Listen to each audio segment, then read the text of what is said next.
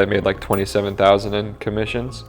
So you need to be a leader and Did you ever feel like you were selling your energy as opposed to the product? my top month I collected like 190,000.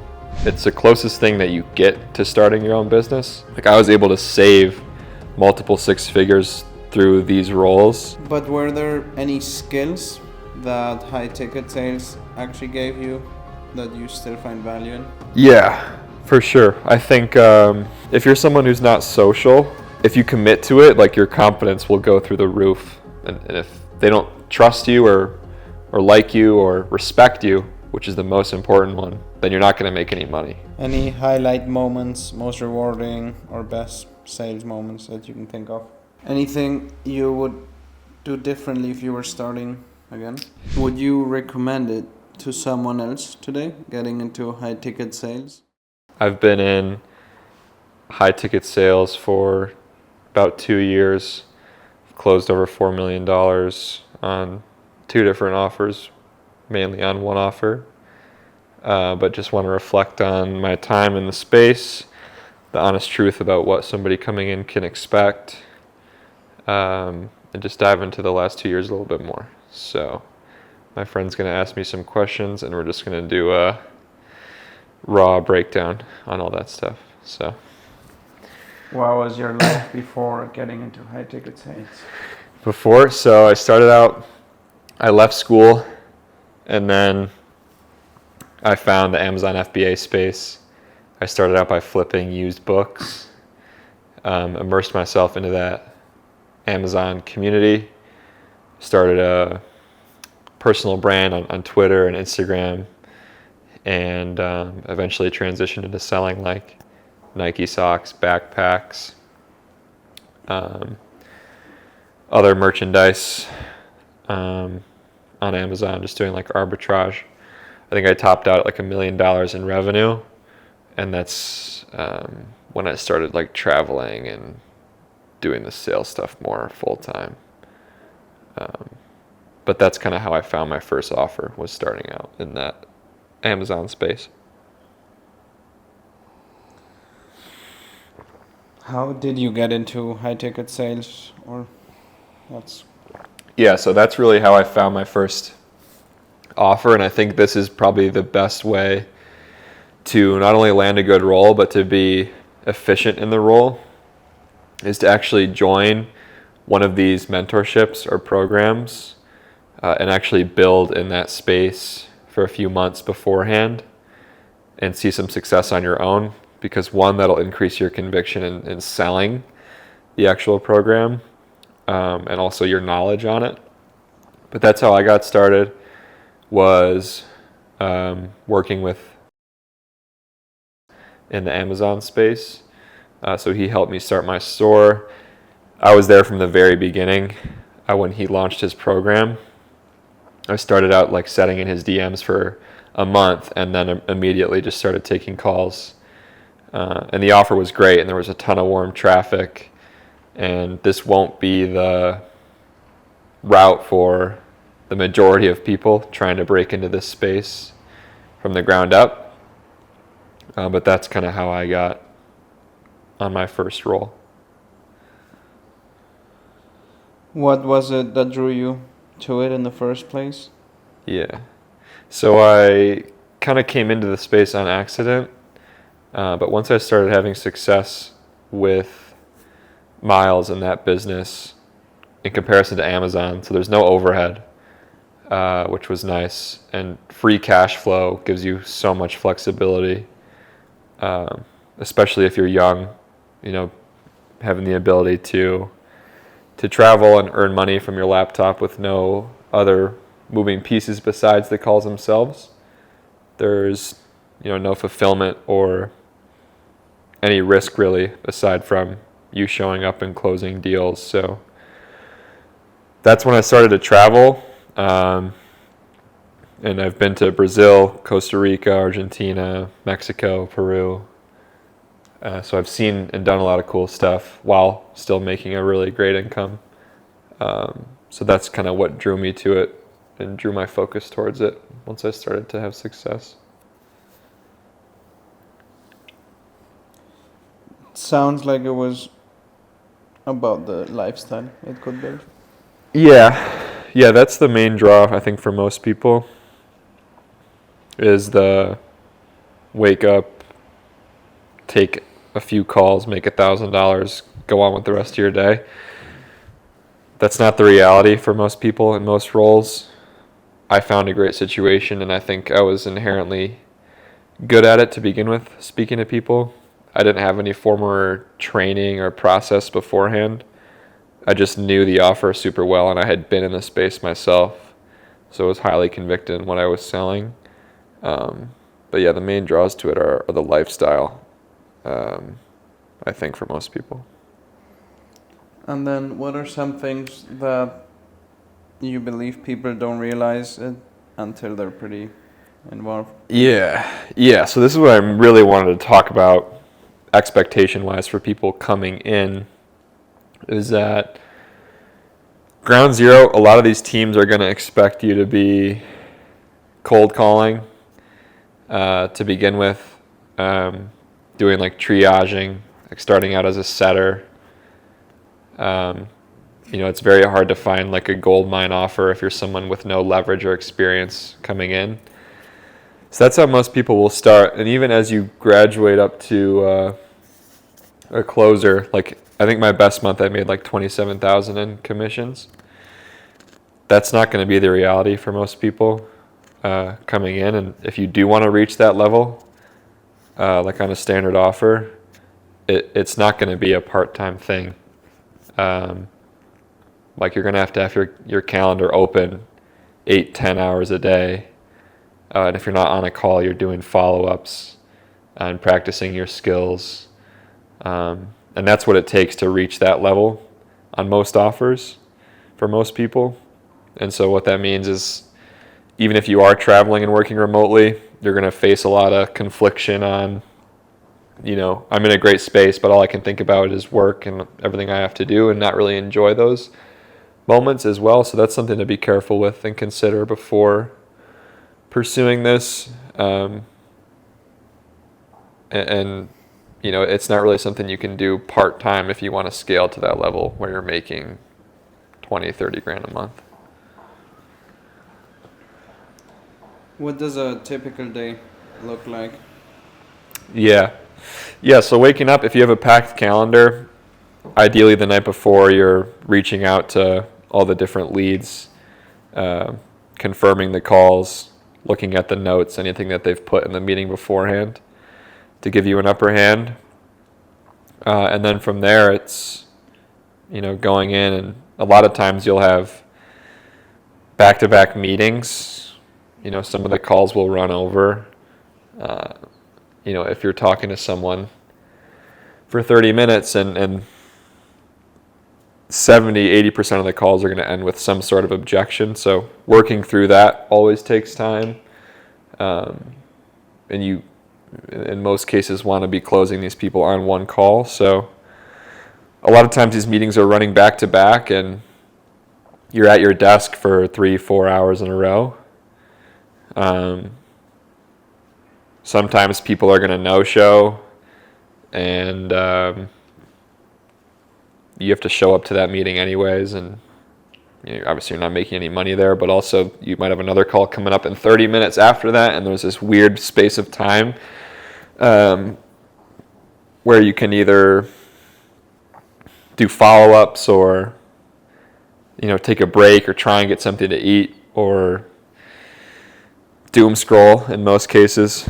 So there's can be weird gaps throughout the day where you're not sure how to utilize your time.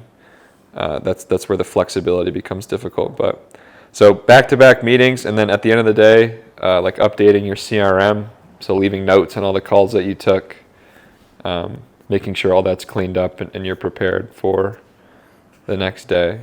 But that's what a day looks like.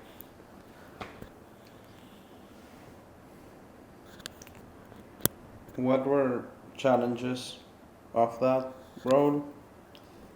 Both mental or emotional, or any challenges or cons? Yeah, I would say for most people and myself, can start to become monotonous. So the repetitive nature of the calls themselves, and the people that you're speaking with, especially if it's like a B2C biz op, like start your own business kind of offer. You really get to see like the heart of the middle class and the problems that people are facing, and it can be heavy, and like helping these people make big, potentially life-changing decisions can be emotionally draining, especially when they're not used to making these kind of decisions, and changing the way that they view the world and their perspectives takes a lot of persistence and confidence and conviction in what you're doing. So that can be emotionally challenging, especially dealing with pushback from some of these people and trying to keep yourself in a positive frame of mind and not falling into their reality, because they're where they are for a reason, and helping those people overcome those challenges can be a lot of work mentally, pulling them across the line, especially if it's something they've never done before. But does that answer your question? Yeah. Did it ever feel weird to talk to these people about these opportunities? Yeah, I mean, obviously you want to make as much money as possible, and give everyone a fair shot. There's going to be some folks who just aren't qualified and find their way onto your calendar. And you don't want to fall into a place where you're just going into the motions to get them off your calendar. So you want to try and be as diligent as possible with whoever you're working with in like pre-call evaluations, because you only have so much positive energy throughout the day, and you don't want to waste it on someone who, you just get to the end of the call and they're just, they have a $300 credit score and like $1,000 in their bank account, because then you just wasted so much time and energy on someone who might potentially be a good fit. Because at the end of the day, like, people want to be led, and they're there because they can't really make these kind of big decisions for themselves. So you need to be a leader and have enough juice and energy in your day to really get these people to take that big step. And if you're wasting it on someone who's just totally unqualified, not only is that extremely frustrating, but it's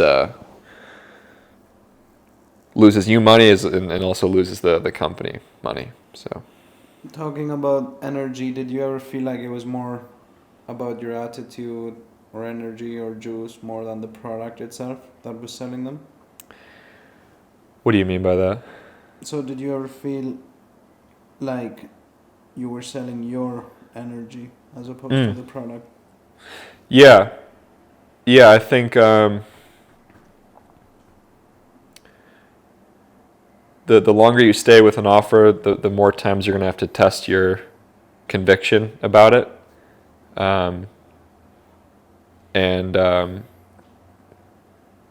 Yeah, sometimes you feel like you're giving a piece of yourself away. I think the thing that was frustrating for me was pouring so much energy into these meetings and the offer and supporting it so much, yet having no equity in the business itself. So the free cash flow is amazing, and it can support a pretty awesome lifestyle. But I think a lot of people want to parlay it with something else. And the reality is, at least for me,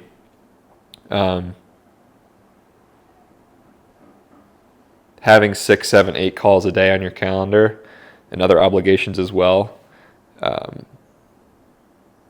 it can be difficult to do two things at once, especially at a high level. So there's not a ton of leverage involved as a sales rep in terms of making your next step, unless you want to go start an agency or your own offer, or you're selling something crazy high ticket or doing like a webinar launch when there's like 100 hot leads coming in. Then you can make like 20 or 30K in a week. I've seen people do that before. But a traditional role with a company that's doing like, I don't know, 100, 200, 300K a month or 500K plus, but there's a team of closers as well. It's hard to get past 20, 30K in commissions. And if you reach that point, you're working full time at that point. How much were you working? Yeah, at my peak with I was working 7 days a week. My calendar was open from 10 a.m. to 6 p.m. Like 30-minute slots. So it was a lot. I think my top month I collected like 190,000, and that was just us two and a setter. So, and in regards to the rest of the space, like that's a dream setup. Like we had a great relationship. I knew a ton about the offer and the setup. But for most people, that's not going to be the case. There's going to be team meetings, there's going to be trainings, there's going to be other obligations outside of those meetings that you're going to have to pour time into. So for me, it was different than most. So I was able to be flexible in the hours that I was working. But in most cases, for most individuals, you won't have that luxury. So it seems like there was some level of flexibility that you had, but what were some of the trade-offs, or what did you have to sacrifice to succeed in that?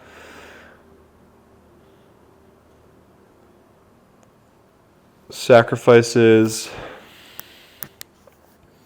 slots on your calendar. Like if you're someone who's ambitious and wants to build things outside of sales, at least for me, like waking up and knowing that there's 6 people on your calendar, if you're not confident in your skill set, it can weigh on you mentally, and feel like your day starts to be controlled by, like at the end of the day, like it's a job. I think most people don't realize like it's a job. It's the closest thing that you get to starting your own business. And it's a good skill to have, but you're sacrificing your time and like specific slots in your day. You have to be at the computer to speak to that person to make money, versus other businesses you can kind of work when you want to. So that's the biggest sacrifice, is your time. What about any cost it had for you creatively or mentally? Yeah, that's the other thing too, like I was speaking about earlier. If you want to use it as a transition phase, I would solely lock in on it for X amount of time or reach X amount of commissions. Like I was able to save multiple 6 figures through these roles. And there came a point where I grew tired of the opportunity. Like my heart wasn't anymore. It wasn't exciting waking up to work on it. It was just a vehicle for cash and lifestyle.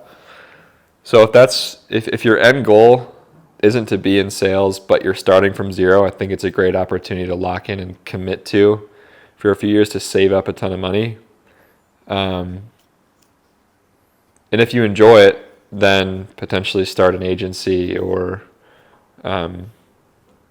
transition to more of the marketing side. But I would commit to one path, because really if you have that many calls on your calendar each day, and also maybe you're someone who isn't inherently good at selling and you're going to have to learn how to close, your hours when you're not on calls are going to be put towards that.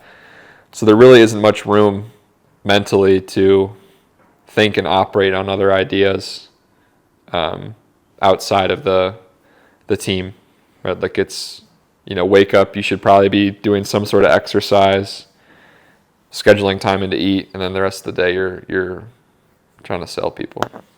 Is it really the calls that were draining you, or the idea that there wasn't anything more after each individual call? I think it's both. You're going to run into some people that you just don't jive with. At the end of the day, you can't let that one bad call ruin your day.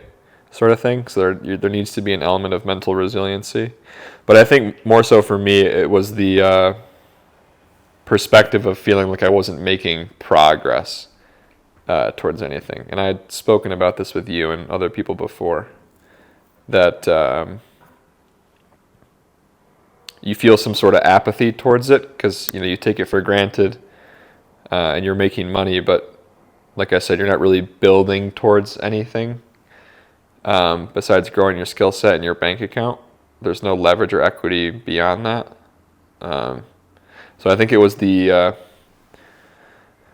mental frame of not making any progress, knowing that there weren't many other steps outside of it, that was the most draining part. Because every day is like a new day. Like you wake up and there's systems and stuff in place to help you out, but you're starting from zero every day you wake up in terms of making cash.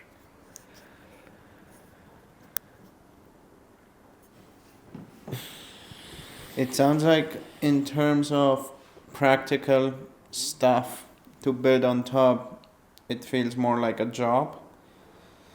Yeah. But were there any skills that high ticket sales actually gave you that you still find value in? Yeah, for sure. I think if you're someone who's not social, if you commit to it, like your confidence will go through the roof in terms of just your social skills and being able to speak to people. Also overcoming rejection. Like you're going to get a lot of people who aren't interested. Being able to ask challenging questions. A lot of the money is made in keeping people accountable and aligning their words with their actions, and not letting people off the hook. So leadership skills, like asking challenging questions, becoming more quick and like witty in the way that you speak, like stumbling over your words, not knowing what to say next, being able to frame conversations and ultimately find more ways to get what you want out of life, are things that you'll learn as you get better at communication and selling, and just understanding people better and what motivates them.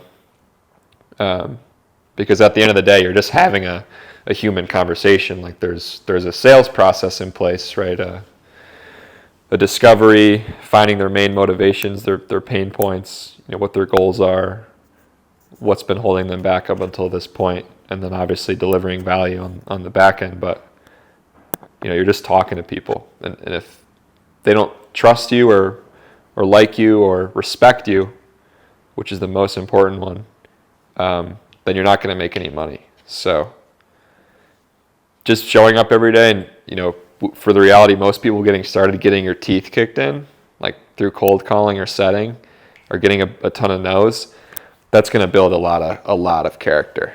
So how did it do it for you? Did it change your confidence, communication, presence, maybe some practical cases as well? Yeah.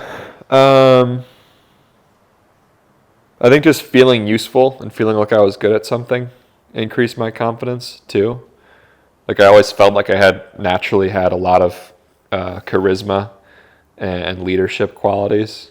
So being able to apply those in the marketplace and get rewarded for it was pretty awesome. And then it shows you a lot. You'll learn things on the marketing side as well, like how these offers operate, how these businesses run, and potentially find ways to add value there as you grow in the space.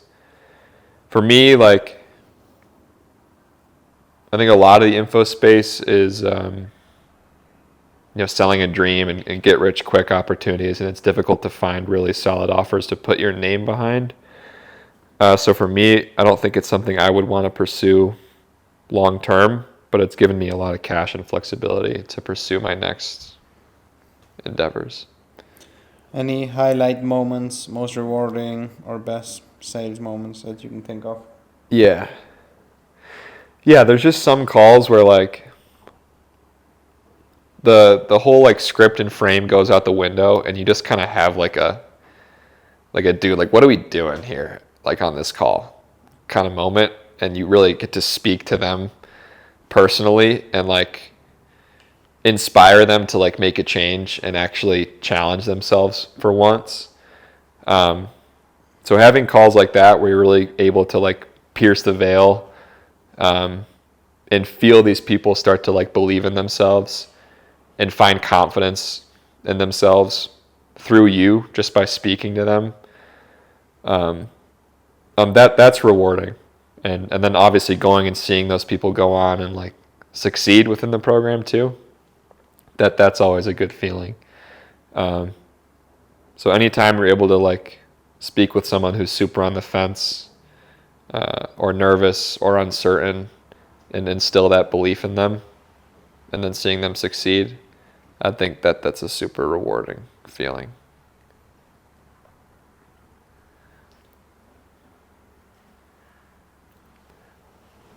Where are we time-wise on this? 26 minutes. It's 4 minutes to 4. Wanna keep going? Sure.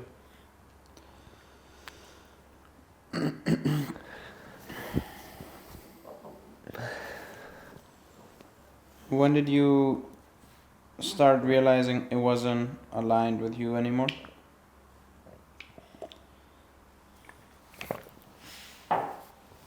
I think when I realized I was running out of patience, going through the process and not giving everybody a fair shot, and just out of respect for the people I was working with, that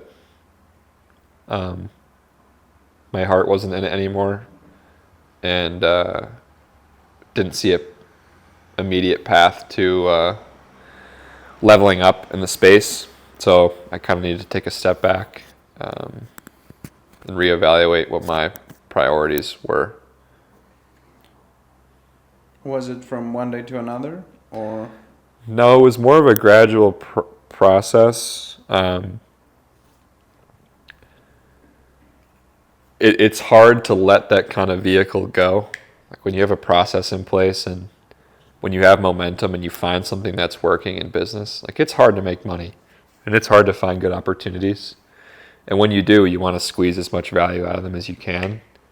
But ultimately there comes a point where, you know, if you're just waking up every day, especially if you're young and you're just doing something just for the sake of making money, and you find no other enjoyment in it other than that, then I think it's time to reevaluate your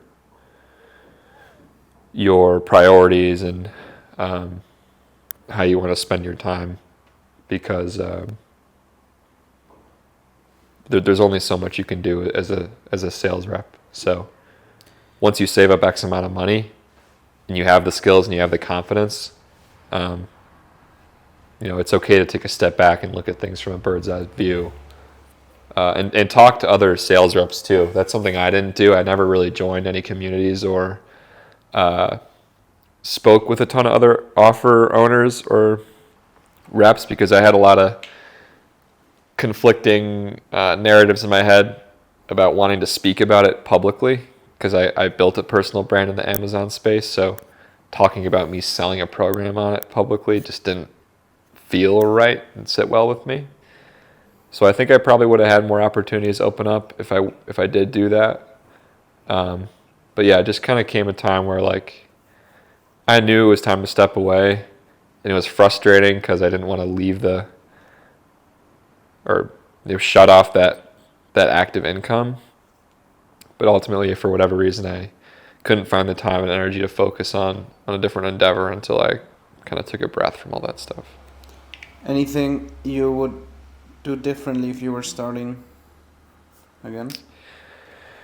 Yeah, I would say what I would do differently is, if I were new starting, I would definitely join some groups. I definitely make a public profile speaking about what I was doing. And I would definitely focus on the data side of the business. When I first started, our CRM was a Google Sheet. So we were just running on like raw talent, value, and volume.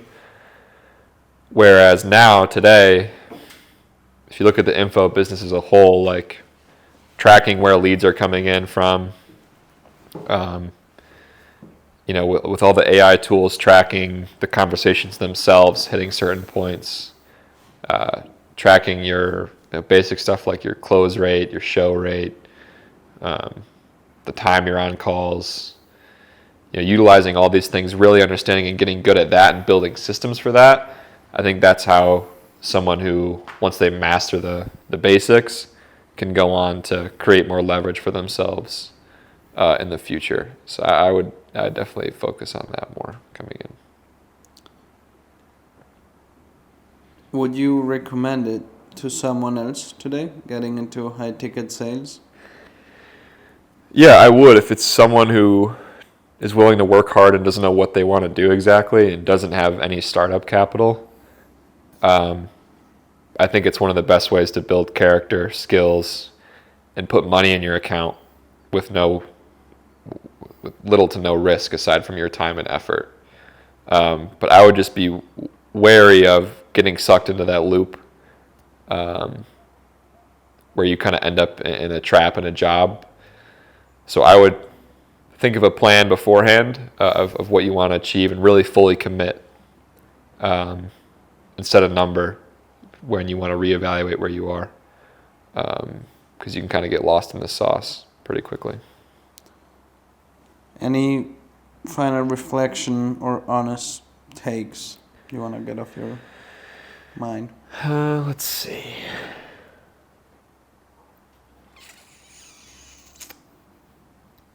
Honest reflections or takes.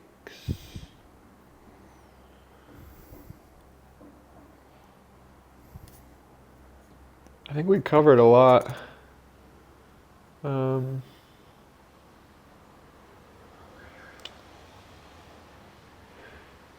Yeah.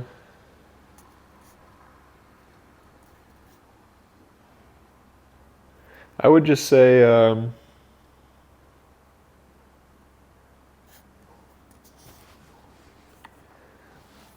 for anyone who's starting out, like it's not the dream lifestyle that people paint it as. It's not as simple as take 3 calls, make $1 million, go to the beach. If you have no experience or background, so I would lower your expectations, and